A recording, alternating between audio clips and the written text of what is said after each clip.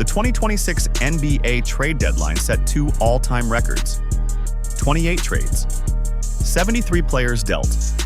It was complete chaos. But now that the dust has settled and teams have had to actually live with their decisions, some front offices are already losing sleep. We're not talking about regret 5 years from now. We're talking about regret right now, just 2 weeks later. These 5 teams made moves, or in one case refused to make any, that are already looking like disasters. Let's get into it. Starting at number 5, the Houston Rockets. Here's the thing about the Rockets that's so frustrating. They didn't make a single trade, not one. Houston, Miami, and San Antonio were the only 3 teams in the entire league that stood completely pat at the deadline, and the Rockets are the only one of those 3 that should be furious about it. Houston is sitting at 32-19, 4th in the Western Conference. Kevin Durant is 37 years old and playing some of the best basketball of his late career. But Fred VanVleet is done for the season. Steven Adams is done for the season. Tari Eason is about to hit restricted free agency. If you hit me with that like button, I promise this list only gets worse. This team has a legitimate championship window that is open right now. And instead of adding a piece to push them over the top, they watched every other contender make moves around them. The Cavaliers got James Harden. The Celtics got Nikola Vucevic.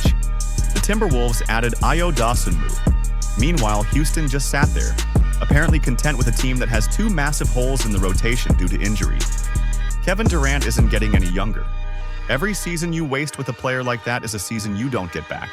The Rockets are going to look back on this deadline and wonder why they didn't swing for the fences when the window was wide open. Number 4, the Detroit Pistons. Detroit has the best record in the Eastern Conference at 38-13. They're legitimate title contenders. So what did they do at the trade deadline? They traded away 23-year-old Jaden Ivey, the 5th overall pick from the 2022 draft, for Kevin Huerter and Dario Saric. That's it. That's the move.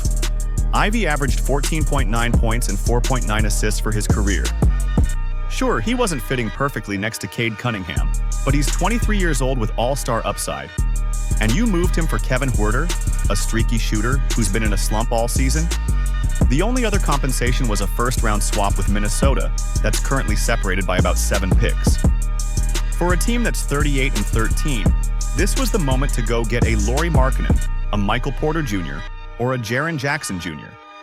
Any of those players would have given Detroit real muscle for a playoff run. Instead, they settled for a lateral move at best and gave up on a young talent who could haunt them for years. Tobias Harris, as your 3rd scoring option in the 2026 playoffs, is not a championship formula. Drop a comment and let me know which team on this list you think made the worst move. I want to hear your takes. Number 3, the Dallas Mavericks. Where do we even start with Dallas? The trade deadline officially cemented the Luka Doncic trade as one of the worst deals in NBA history. Let's do the full accounting. The Mavericks traded one of the top 5 players in the world entering his prime, and the total return is now Max Christie, 3 first-round picks that will all land in the 20s at best, 3 second-round picks, and roughly $50 million in cap space. That's what one of the greatest offensive players in league history turned into. The Anthony Davis salary dump to Washington was the final nail. Both first-round picks the Mavs got back are essentially worthless. One is OKC's 2026 pick, which will be around 30th overall. The other is a top 20 protected Golden State pick in 2030 that probably never conveys. The main return was Chris Middleton's expiring contract just to get off the luxury tax. Dallas is now 19-33 with a 7-game losing streak, the longest of their season. Cooper Flagg is putting up historic numbers with 4 consecutive 30-point games, joining Michael Jordan, Bernard King, Allen Iverson, and Jalen Green as the only rookies to do that since the merger. But even Flagg can't hide the fact that this franchise gutted itself. The only silver lining is tanking for another high lottery pick to pair with Flagg. But you don't get credit for that when you created the mess in the first place. Number 2, the Golden State Warriors. Golden State wanted Giannis Antetokounmpo. They had a cupboard full of future first-round picks on the table. Milwaukee said no. So instead of walking away and regrouping, the Warriors panicked and traded Jonathan Kuminga and Buddy Hield to Atlanta for Kristaps Porzingis. No picks were exchanged. just a straight player swap for a center who has played 17 games this entire season. Porzingis has been dealing with postural orthostatic tachycardia syndrome, a blood circulation condition that causes his heart rate to spike, plus left Achilles tendonitis that's kept him out since January 7th. He's played in just 58.5% of games across his entire career. And now, 2 weeks after the trade, he still hasn't played a single minute for Golden State. The Warriors have announced he won't debut until after the All-Star break at the earliest. Meanwhile, Steph Curry is dealing with his own knee injury. He's been diagnosed with patellofemoral pain syndrome, and there's a good chance he doesn't play until after the break either. So the Warriors are 28-25, clinging to the 8th seed in the West, and they traded away a 23-year-old with 15 points per game and a reliable shooter for a guy who spent more time in a medical facility than on a basketball court this season. Steve Kerr said the idea of Porzingis is exactly what they need. That's the problem. The idea of Porzingis has always been better than the reality. Golden State fans remember the Jimmy Butler ACL tear that already derailed this season. Now they're betting on another injury-prone player to save it. Good luck. And number 1, the team that already regrets the trade deadline the most, the Cleveland Cavaliers. Cleveland traded 26-year-old Darius Garland for 36-year-old James Harden. Read that sentence again.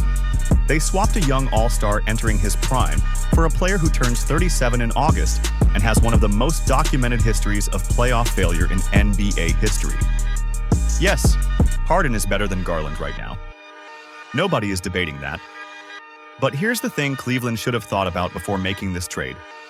James Harden has been on 5 different teams in the last 4 years.